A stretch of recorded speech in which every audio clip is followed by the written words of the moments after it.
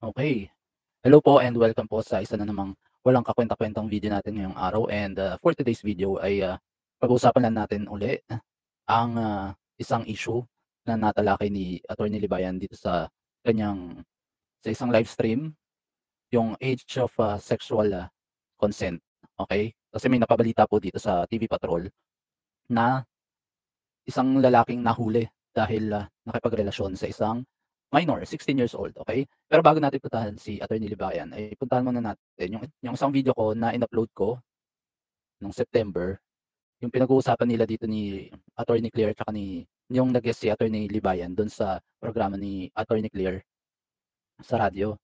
And, pinag-uusapan nila yung issue, whether, hindi naman nila pinag-uusapan yung ano mismong 16 na age of consent, pero may mga sitwasyon, what if may mga sitwasyon na kung matanda ay kung may, criminal liability ba, kung talik ka sa minor o sa 16 kahit ngayong 18 relasyon sa 16, parang gano'n, okey? So, dito sa comment section, marami akong bashers, okey? Isa na dito si Janina Dasovich, 1817, shoutout po. And, 'yan nag-comment siya dito, papalakihin ko pa ng onti, okey, siguro medyo kita na 'yan, okey. Sabi niya, "Paano maaasa kaisipan mo, eh, mali-mali tinuturo ni Libayan ng batas, kaya nga 3-0 sa debate, eh." Ayan, yun yung una niyang comment, okey? Kasi, ang sa'kin, siguro to clarify things na rin, kasi dun sa debate, ang proposition nila ay yung age of consent 16, tapos yung isa negative, yung isa, affirmative, okey? Pero kaya dun sila naka-stick sila dun sa 16, okey?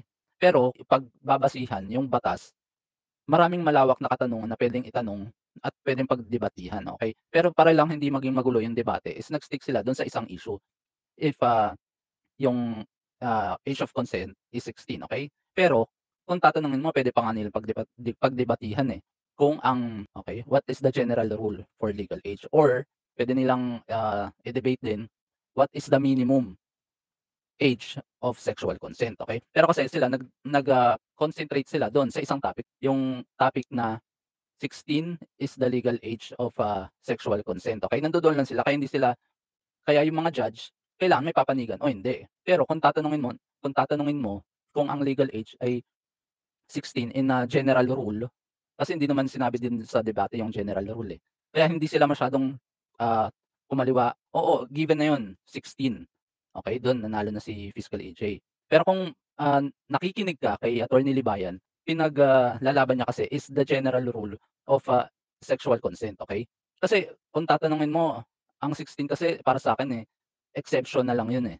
Depende sa ano, sa kaso, okey? Kasi nga kung tatanungin mo sa batas, sa mga jurisprudence ang nakalagay, eh, ang age of consent talaga ay 13, okey? Yun nakasaad dun sa Romeo and Juliet clause. Kaya hindi doon sa debate given na yun 3-0 dahil nga yun yung ano, eh, proposition nila, eh, na is, age of sexual consent 16, affirmative at saka negative. Dun lang sila nagbase.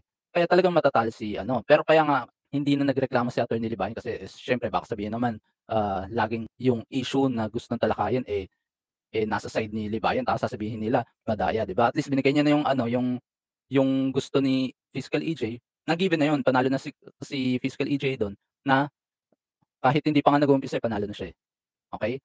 Pero kung iisipin niyo, in general rule, ang minimum na, age of consent na exemption sa batas ay 13, okey? Dahil nga dun sa Romeo and Juliet law, okey?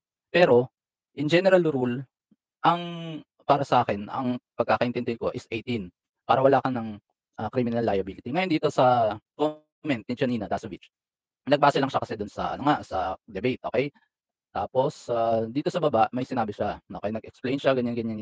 'Yan, sinite niya pa yung mga, sinabi ng mga judges. So, ano na 'yan, given na 'yan. Kasi yung mga judges hindi naman din sila puwedeng mag-ano, eh, kahit na sinabi ng judge number 2 na ang sexual consent talaga ay 13 pero ayaw ayaw niyang lumihis do'n sa argument na 16 nga kaya hindi siya lumihis. Kaya given na 'yun, dalawa lang naman ang pagpipilian, eh, kaya do'n siya sa 16. Yung judge number 3 sinabi niya naman wala naman talagang, nakalagay sa batas na age, of sexual consent, okey? Kaya papanig siya do'n sa 16 kasi 'yun yung nakasaad na do'n sa exemption, okey?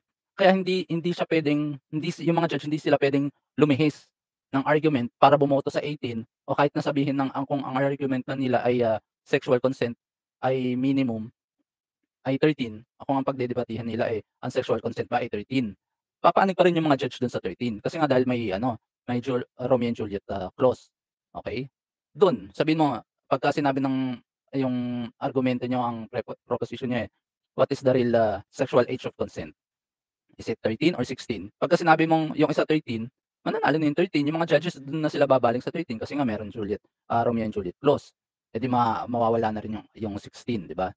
Kumbaga gano'n, depende sa issue yung argumento na para hindi sila lumihit, dalawa lang pagpipiliin nila. Pero hindi ibig sabihin na 16, eh, yan na yung wala ka ng criminal liability kasi exemption lang 'to, eh, okey? So, ayan pinaglalaban niya na nanalo si Fiscal EJ, given na yan, tanggap na yan. Pero ang question nga bakit iyak kayo ng iyak, okey? So, punta na tayo dun sa video ni Attorney Libayan, okey? Ito yung video ni Attorney Libayan naman na pinapakita niya na may nabalita sa TV Patrol nga, okey? Na may hinuli, nakalagay lalaki, lakayan natin ng onti, lalaki arestado dahil sa pakikipagrelasyon at pakikipagtalik sa minor na edad, okey? Dito sa video 'to, sa balitang 'to ay yung lalaki ay 31 years old o 30 plus years old. Tapos yung nakarelasyon niya ay 16 years old. What a coincidence, 'di ba? Pero bakit siya inaresto? Okey? Pakinggan natin, okey? Hindi, 16 na eh. Oo. Age of sexual consent na eh. 16 Yun ang pinaglalaban ni Fiscal EJ, 'di ba? 16 na eh, bakit niyo pa huhulihin? naman sila nagtalik, marunong sila lalaki. 16 na. Oo, kasi nga naririnig niya rin siguro si Fiscal EJ, 16 na, edi safe na, makipagtalik. Naman kami nagtalik, sabi niya. Paglulure nitong ating subject sa ating bata, patuloy ang panghihingi niya ng mga videos. Uuwi namin niya, sabi pakakasalan nga daw niya eh. Hindi pakakasalan niya. Ano masama? Yung paglulure, yung pagbigay mo ng mindset sa isang minor na tama yung pakikipagrelasyon mo.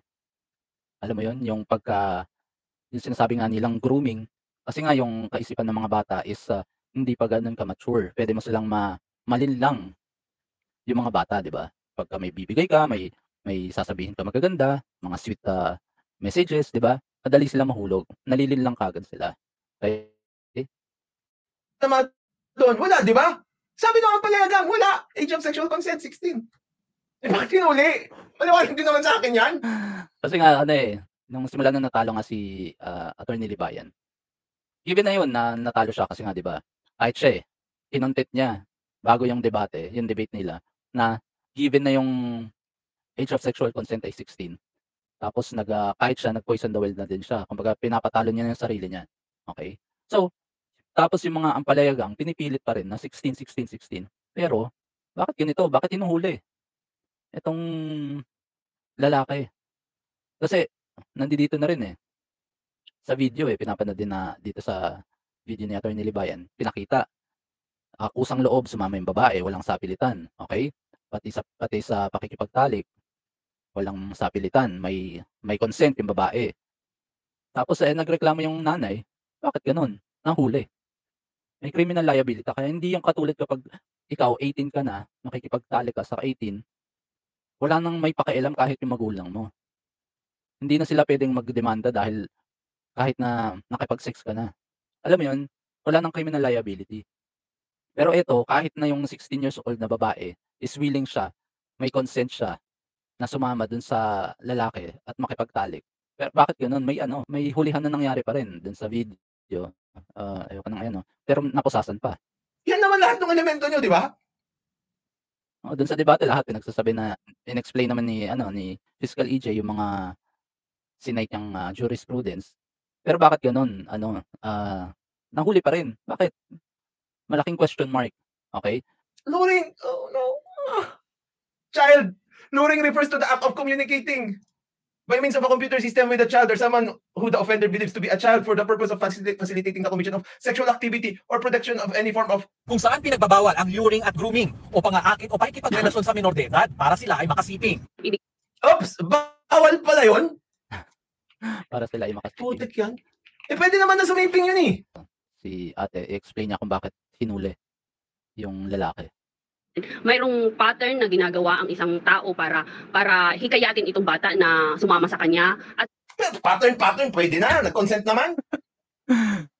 Alam mo 'yun, kumbaga parang yung mga grupo, yung ampalayagang 'no, tatanggol nila yung, sa debate, okey? Kasi nga katulad ng sinabi ko yung, visual nila sa pangmalakihang, issue is hindi nila naiisip. Nandodo'n lang sila naka-focus sa 18, nanalo si Fiscal EJ, yung proposition is 16, 3-0, okey? Pero yung pangkalahatan na kung meron ka bang criminal liability, kung meron ka kasi katulad dun sa example na dun sa debate, kung ikaw makikipagtalik, yung example ni Attorney Libayan na merong isang isang room at ang age na nandodoon ay 60 to 16, kanino ka makikipagtalik, okey? Eto nga 31 years old, ang pinili niya 16, oh, eh, di kulong pa rin siya, 'di ba? Pero bakit bakit nakulong? 'Yun yung malaking question mark. 'Di ba dapat nga yung kung eto 31 years old ang pipiliin niya, 18 para wala na siyang, iisipin sa batas, 'di ba? Kailangan talagang i-impose o kaya gumawa ng batas kahit ng isang ano lang, isang provision lang para malinaw sa lahat kung ano ba talaga yung age of sexual consent. Kasi ito, nagdedepende sila sa RA 7610 yung ano, yung sa batas ng, na pumoprotekta rin sa mga kababaihan at saka sa mga kabataan, okey? So, hangga't minor ka pa poprotektahan ka ng batas natin para sa kapakanan ng mga minor na mga bata, okey? So, yun lang, ang ano ko lang is maliit yung isyung 'to is hindi gano'n ka-viral, hindi gano'n siya viral pero alarming. Kasi kung ikaw nagpapakalat ka ng sexual consent ay 16. Kasi ang puberty nagsisimula 12, 13, 'di ba? Yung curiosity nila, sila nga puwede na sila makipag-sex, eh. Wala ng question dun na ang minimum ay, 12 or 13 kasi ano sila, eh, more on na curiosity na sila, eh. Pero yung kaya nga nagsasaad sa batas, eh, na kailangan proteksyonan yung mga bata kasi may mga ginagawa sila na hindi pa nila naiisip yung mga kung may parusa man o hindi o mali o tama, 'di ba? Kaya nilang gawin yung pakikipagtalik. Pero kung sasabihin mo 16 years old is parang nanghihikayat ka na, eh. Ikaw may alam sa batas, piskal o ano man, abogado, sasabihin mo nanghihikayat ka pagka nag-declare ka na ng age of sexual consent is 16, parang nanghihikayat ka na na okey lang makipagtalik ng 16, na wala kang criminal liability, okey? Gusto ko lang ano, laging ako gusto ko katulad ng yung pag-iisip ni Attorney Libayan is pakalat tayo ng katotohanan, 'di ba? Kung nakasaad man na age of sexual consent is 16, sabihin natin na may exemption 'yun, hindi 'yung general rule, okey?